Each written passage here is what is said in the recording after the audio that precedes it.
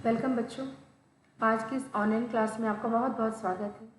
आज हम कक्षा 9वीं के गणित विषय में एक टॉपिक था बहुपद, उसके बारे में अध्ययन करेंगे। बच्चों, इसके पूर्व की कक्षा में हमने आपको बहुपद के बारे में बहुत कुछ बताया था, जैसे कि एक चर राशि, अचर राशि, एक पद वाले बहुपद, द्विपद वाले, घातों के आधार पे, ये सारी चीज़ें आपको समझाएंगे। अब उसके आगे हम उसके गुणांकों को देखेंगे। तो चलिए इस आगे के सवालों को हल करें। आइए प्रश्न नंबर 1 देखें। निम्नलिखित में से प्रत्येक बहुपद का गुणांक लिखिए। बच्चों, हम बता चुके हैं कि बहुपद की परिभाषा, फॉर्मूले सब क्या है। तो पहला सवाल 2 धन x की घात 2 धन x। दूसरा सवाल 2 ऋण x की घात 2 धन x की घात 3। बच्चों, जो ऊपर लगे रहती है वो घात कहलाती है। तीसरा पाई अपॉन 2 गुणा x की घात 2 धन x। चौथा सवाल वर्गमूल 2x ऋण 1। आप लोग बच्चों कंफ्यूज मत होना कि गुणा और जो धन है वो क्या है, और मैं आपको बता चुकी हूँ। आगे आप इसका हल देखें। इसका पहला हल है, पहले बहुपद में जो एक्स स्क्वायर का गुणांक पूछा गया है। तो बच्चों पहले सवाल में देखें, एक्स स्क्वायर के बाद गुणा में कोई भी संख्या नहीं है तो हम उसको क्या मानते हैं? एक मानते हैं।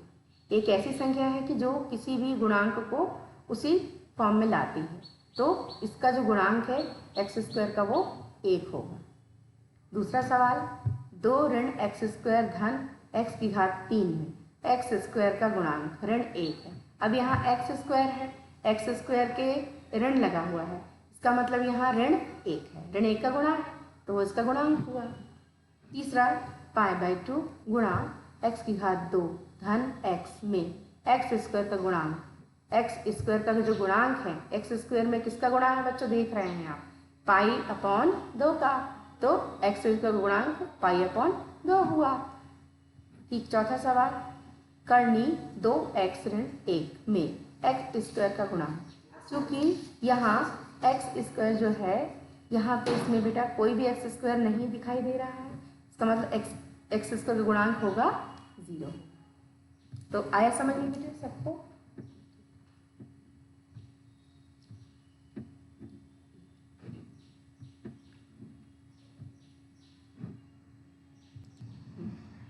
आइए अगला प्रश्न, निम्नलिखित बहुपद में से प्रत्येक बहुपद की घात लिखिए।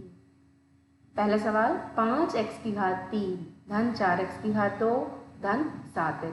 बच्चों, सवाल में एक चीज़ बहुत ज़रूरी है कि आपको पढ़ना भी आना चाहिए, लिखना तो आना ही चाहिए, पढ़ना भी आना चाहिए।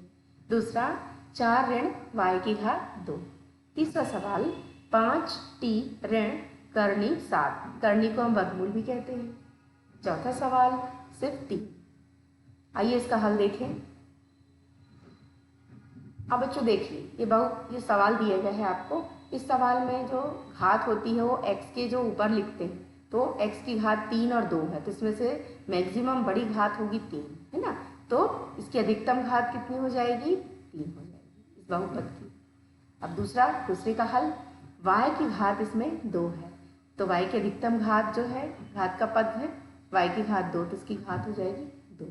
तीसरा सवाल 5t में अधिकतम घात का पद जो है 5t, तो t में कोई भी घात नहीं है, तो बच्चों क्या मानते हैं? इसको 1 मानते हैं, 1 को। चौथा सवाल बहुपद 3 में केवल एक पद है, जिसे हम 3x की घात 0 लिख सकते हैं, अतः इसकी घात कितनी होगी बेटा? 0।